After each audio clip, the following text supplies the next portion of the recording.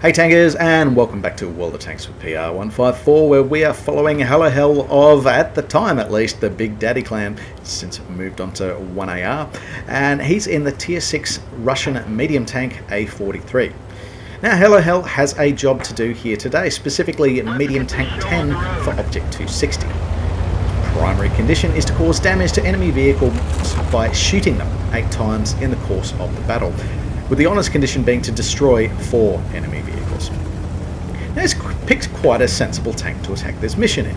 A-43 has quite a high rate of fire, spitting around downrange every 3.16 seconds as a base, which gives you lots of opportunities for follow-up shots and knocking out that primary mission condition in fairly short order. Characteristically, A-43 can be described as the Russian Cromwell. Their statistics are quite similar, similar damages per minute, although A-43 edges it out with a higher rate of fire. Having said that, its damage is less per shot and the penetration is also not quite as good.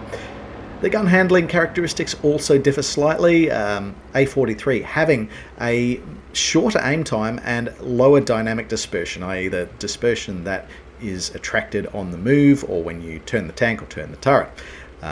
But having said that, A-43 also has much wider dispersion, 0.39 meters per 100 meters, as opposed to Cromwell's 0.35. And this is going to be a particular source of frustration for Helohel later in this battle.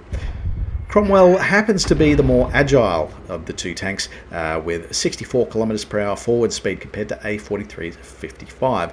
It also has a slightly better power to weight ratio that gives it that acceleration and performance up inclined terrain. The view range statistics are quite similar, and A-43 is only marginally worse on concealment rating.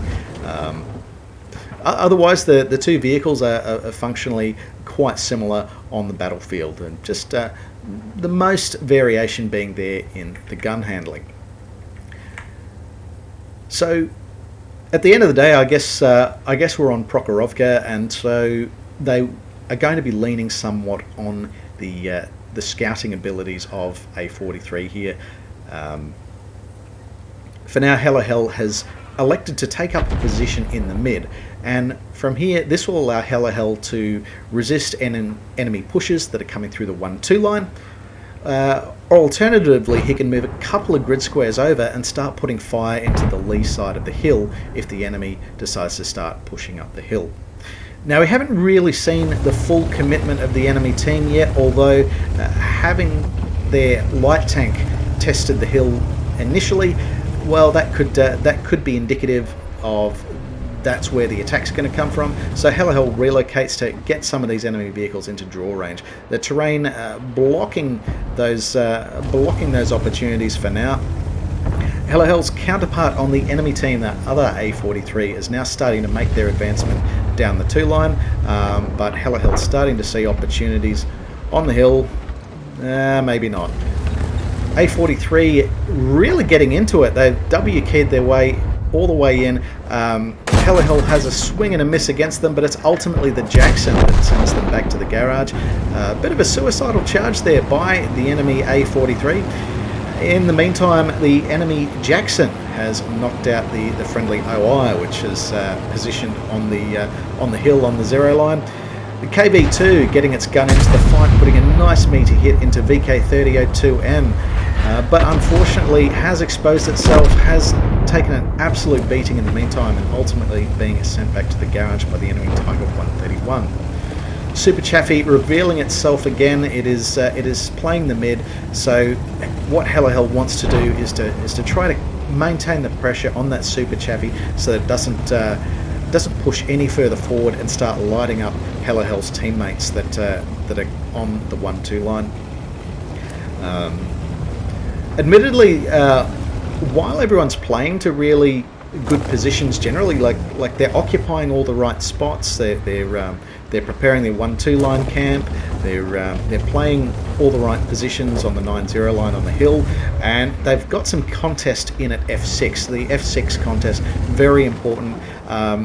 Perhaps some of the vehicles on Helohel's team could be better distributed. 45 TP, for example, might have been better to play the F6 position than the likes of KV2, just simply for having the stronger turret and perhaps better hull down ability. We'll see a couple of enemy vehicles contesting the lee side of the mid, and the artillery knocks out one of them, the VK-3002M. That inspires a bit of bravado for the VK-3601H that feels it's only got the M2Y to contend with. Now, it has eaten a bag of shit from artillery, and that has started to follow up from a number of different enemy vehicles. That can be a bit of a problem there, because now that leaves no coverage in that F6 position. Now, unfortunately for Helohel's teammates on the hill, they were actually relying on some kind of presence in that F6 position in order to get crossfire against that. So it's just one of those all-important positions that needs to be maintained fairly consistently through the game. Once you lose tanks out of there, the rest of the battle can start to fall away from you. Helohel, in the meantime, is playing a little bit closer to this 1-2 line. They're trying to avoid a situation where that cluster of tanks at the back gets pushed. VK-2801 at 105, sort of following in tandem, perhaps something that's better suited to roll. But it's actually Helohel that manages to spot the Super Chaffee, and they're collecting all that juicy spotting damage as Mikko in the T-78 knocks it out. Unfortunately, the enemy Jackson knocking out the friendly Skoda T-25. Now, Helohel has had a pretty slow game thus far, but they've finally managed to get their first bit of damage, followed up by their first kill, both on the enemy T-150 and then turning the gun onto the enemy Tiger 131. So, within a very short space of time, Helohel they've managed to get halfway through their primary mission condition. VK-2801-105 still sending shots down range, a bit of probing fire, but they were likely spotted in the process and shut down by the enemy HT number 6. Now you see some of Helohel's fire towards the hill, that was dispersing quite a bit despite being fully aimed. We did talk about that at the front end of the video there, where you have 0.39 meters per 100 meters base dispersion with this vehicle, appreciably worse than the Cromwell. But I guess the trade-off is a much more accurate and less dispersive gun by those dynamic effects, but still, when you're trying to snipe with it, it's not exactly ideal. Helohel really hugging this bush, but they're able to get the spots on the enemy team. We can see a lot of fire being directed towards the HT number 6 as it tries to play hull down. The enemy Dick and Max making its appearance as well, so Helohel's decided no, that's a bit more of a priority, and he's starting to get more of these hits into it. Dick and Max turning, facing and firing at Helohel.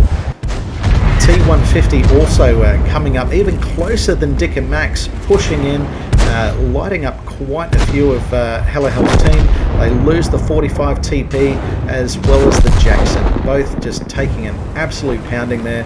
The T-150 still in the game with just 5 hit points. The Dick and Max still in there as well. And just as the HT number 6 rounds the corner to sort of really try to close the trap on all of these vehicles that are in the 1-2 line. Helohel losing and quickly repairing his ammo rack just as well allows him to keep up the fire on HT number 6. Now he's satisfied his primary mission goal and is halfway through the secondary. Granatenwerfer Panther getting a blind fire kill on Dick and Max, but the T-150 is still in play. Helohel moves in to try to get some eyes on it, maybe the kill for another advancement in that secondary mission condition, but it is the T-78 knocking out the T-150. That's probably not such a bad thing. Helohel not having to push in on T-150 has meant that they're a little safe from any residual enemy vehicles that might be on that 1-2 line. Things a little bit tight here at the moment. Helohel continuing to play the mid. Now there are only 2 medium tanks left on Helohel's team on the lee side of the hill. We can see the enemy M2Y has been able to push over that 6 line and start to contest, and that's because we really had no one there to spot it. But artillery ranging in on the 40 TP, knocking it out from the other side of the map. That would have been lit up by one of the 2 medium tanks on the hill. A very nice shot there by the Granatenwerfer Panther. The medium tanks still maintaining their eyes and keeping that in the fight. They've been able to maintain spotting on the enemy Tiger 1 and be able to knock it out while remaining unspotted. So that was very fortunate. Artillery maintaining the pressure on the enemy M2Y as enemy artillery attempts to rain on A-43. Helohel is got this M2Y in a bit of an awkward position. It's got to deal with artillery from its front, and it's got to deal with the 2 mediums from the back. But again, it is the Granatenwerfer Panther that is just instrumental in knocking out enemy tanks within this battle, sending the M2Y back to the garage. Jackson crests the ridge as well. It's up to Helohel to sort of spot this, and it's T-78 knocking it out for their third kill of the game. Doing really well there, Miko of the Suits clan. So this just leaves 2 enemy vehicles left, and Helohel actually needs 2 kills in order to satisfy their secondary mission condition. Things looking good though. The Tiger 131 has been spotted. It did knock out the friendly 40 TP, and so long as it remains spotted, Helohel's able to pour the fire in and shut it down. There is just 1 enemy vehicle left. Can they get to the enemy Hummel first? And it turns out the enemy Hummel has decided to make things easy for him. Helohel loading the high explosive shells and starts blasting away with this rapid fire 76mm main armor, knocking it out for their 4th kill of the game and the honours condition. So very well done there to Helohel of the Big Daddy clan, well, 1AR clan now. Let's take a look at the results. So for their efforts, that is an Ace Mastery badge with their experience points take of 1,438, base XP being in the top 1% of all players in the A-43 that week. He's also come away with the Patrol Duty Medal, which is awarded to players who helps the team damage at least 6 enemy vehicles by lighting them up. And when those vehicles take damage, they must only have been highlighted by yourself. So it's not a case where the enemy vehicle might be spotted by you and then the vehicle that causes damage to them, or that might drift into their line of sight. No, it has to be all about yourself, and Helohel has been able to satisfy that condition just by so enthusiastically playing the middle of the map and being those eyes for the team in such crucial positions. He's picked up a few badges of merit as well. He's got the Spotter Medal for enabling allies to cause at least 1,000 hit points of damage by assist. In this case, a massive take here, over 3,300 hit points of assist damage inflicted on the enemy team. He's picked up the Fire for Effect medal for doing more damage to enemy vehicles than the hit points of his own vehicle, in this case over 1,800 hit points of damage inflicted, and of course the Fighter medal for destroying at least 4 or 5 enemy vehicles in the battle, and that of course was key for the honours condition to get 4 kills upon the enemy team. Having a look at the team scores, this was a rather convincing top placement by experience points. However, there were some really solid contributors through that battle. Although we didn't really see too much of them, they were on the other side of the map. The 40 TP inflicting over 2,400 hit points of damage on the enemy, having quite a good game themselves, and Miko of the Suits clan claiming nearly 2,400 hit points and 3 kills in the process, really working that 1-2 line in accordance with the role of the vehicle. Shout out to artillery there, Plan B and the Granatenwerfer Panther, 4 kills on the enemy, over 1,700 hit points of damage inflicted, some really crucial finishing moves throughout the course of that battle. On the enemy team, we had Fireball Fred of the Dream Clan in their T150, moving dangerously close to Helohel's team and really digging out some of those determined defenders. Although their damage scores is somewhat underwhelming at 640 hit points, they actually spotted nearly 2,300 hit points of damage on Helohel's team. So clearly the heavy tank was the superior scout this particular battle.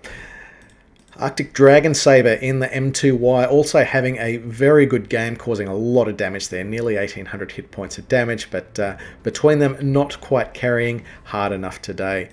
It was ultimately Helohel's control of the middle there and collection of all that spotting damage that did make it difficult for the enemy to effectively take the initiative, despite arguably having more capable light tanks earlier in the game. Having a look at the detailed report, this was a marginally profitable game there for HeLoHel. He's come away with over 20,000 credits. Didn't incur too many costs, however. Granted, he had some damage he needed to repair. He was only firing standard ammunition in the course of that battle. It was a bit of a consumables build there, but nothing too untoward. The shots fired is also worth noting, and this comes back to that really wide dispersion that we were talking about at the front end of the battle, 0.39 meters per 100 meters being the base dispersion. Nevertheless, it was certainly a more than adequate gun for completion of the medium tank 10 mission for Obj.260, which again required them to cause damage to enemy vehicles at least 8 times by shooting them, and then with a lucky follow-up of the honors condition with 4 enemy kills taken. So very well done there to HeLoHel of the